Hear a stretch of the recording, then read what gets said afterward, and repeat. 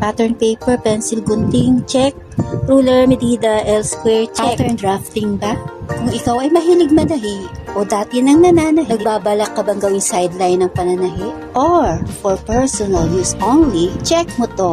Ano nga ba ang mga types ng pattern drafting? Una, flat pattern drafting. Flat pattern drafting ay isa sa pinakamahalagang kontribusyon sa garment industry. Natawag din itong flat designing. Sinasabing ito ang pinaka-practical na pamamaraan dahil napapabilis niya ang gawain at sakto sa sukat. Gamit lamang ang papel, lapis at mga panukat. Dito ninyo mapuproduce ang foundation pattern na tinatawag din basic pattern o block pattern.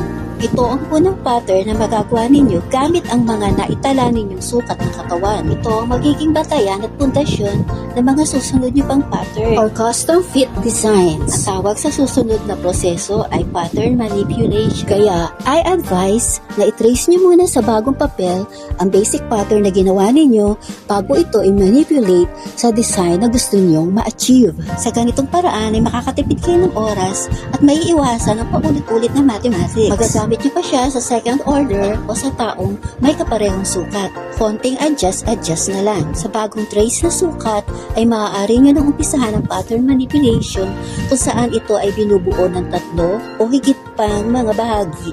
Depende sa design na gusto nyo. Pangalawang type ay ang draping. Ang draping ay itinuturing na oldest method of designing. Ito yung art of manipulating fabric direkta sa dress form or mannequin. Maaari ding gumawa ng pattern direkta sa mannequin kung sakto ito sa sukat ng tatahiin. Ito yung favorite ng mga designers. Hindi kagaya ng flat pattern.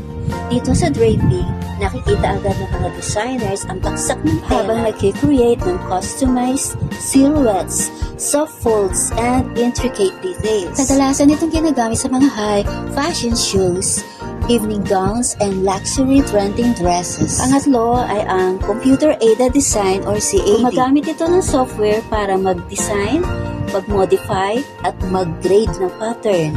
Kadalasan ginagamit sa mga mass productions. Ang panghuli ay kinukonsider na valid method of pattern making. Ito yung pag-trace ng t-shirt sa papel. Highly effective at bagay na bagay sa mga nag-uumpisa pa lang dahil hindi na kailangan ng mathematics. Ang tawag dito ay DIY approach or a beginner-friendly form of pattern making.